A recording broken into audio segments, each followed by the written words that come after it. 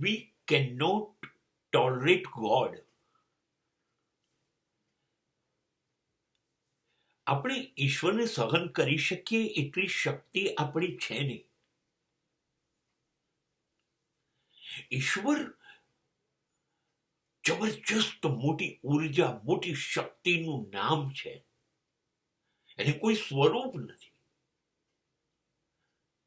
એને આકાર નથી, કદ, રસ, રંગ, રૂપ, ગંધ કશું નથી, ભાષા પણ નથી. આપણે ઈશ્વરને સહન કેવી રીતે કરી શકીએ? કેમ કે આપણે સમજીએ છીએ શું? તને જોઈએ, તારી જોડે વાત કરીએ, આપણી વચ્ચે કોઈક વ્યવહાર કરીએ, આપણે તો એ બધું જોઈએ છે તો જ ઈશ્વર. પણ ઈશ્વર સામો પક્ષકાર બીજો તો બનતો જ નથી. રહી વાત આપણાથી એટલે સહન નહીં થાય કે એ બિલકુલ આપણા જેવો નથી, અથવા એમ કહું કે આપણે બિલકુલ એના જેવા નથી. નિરાકાર થઈ જવું, નિશબ્દ થઈ જવું એટલે આપણા માટે મૃત્યુ. તો શું આપણે મૃત્યુ પામી શકીએ? આપણને ગમે છે? મૃત્યુનું નામ જ નથી ગમતું.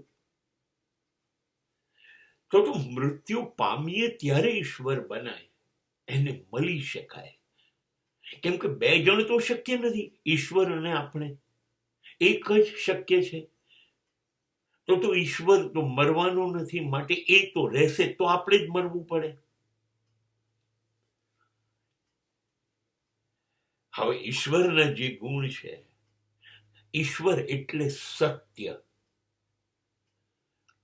ઈશ્વર એટલે ન્યાય, નીતિ, ધર્મ અને અદ્ભુત પ્રેમ, નિર્દોષતા, પ્રામાણિકતા, આ બધું ઈશ્વર. હવે આ બધું આપણામાં છે? આપણે લાવી શકીએ આ બધું? એટલે આપણાથી તો ઈશ્વર સહન નહીં થાય. કારણ કે ઈશ્વરને જો આપણી સાથે રહેવાનું આમંત્રણ આપીએ, મળવાનું આમંત્રણ આપીએ, કશુંક નક્કી કરીએ, તો આપણે ઈશ્વર જેવા બનવું પડે. અને આપણને ફાવશે સત્ય, ન્યાય, નીતિ, ધર્મ, પ્રેમ આ બધા સાથે જીવતા? નહીં ફાવે ને. આપણે સહજ, સરળ, નિર્દોષ બની શકીશું? નહીં બની શકીએ ને. હવે તમે જ વિચારો, ના આપણે નિરાકાર બની શકીએ, ના નિશબ્દ બની શકીએ. ચલો નથી તો ઈશ્વર જેવા ભાવ, ગુણ આપણામાં આવે ને, કશું નથી આવતું. તો આપણા બંને વચ્ચે કોઈ મેળ જ નથી. એટલે આપણે સમાજમાં રહેવું છે, અને ઈશ્વર સંસાર અને સમાજની રચના કર્યા પછી એની અંદર રહેતો જ નથી, ગાયબ થઈ ગયો છે. હવે આ બે જણા કેવી રીતે એકબીજા સાથે મળશે? અને ઈશ્વરને આપણને મળવામાં રસ નથી, અને આપણી જરૂરિયાત જ નથી ઈશ્વરને શોધીએ. આપણે બીજી કેટલી બધી જરૂરિયાત છે, એ પૂરી કરીએ કે ઈશ્વરને શોધીએ.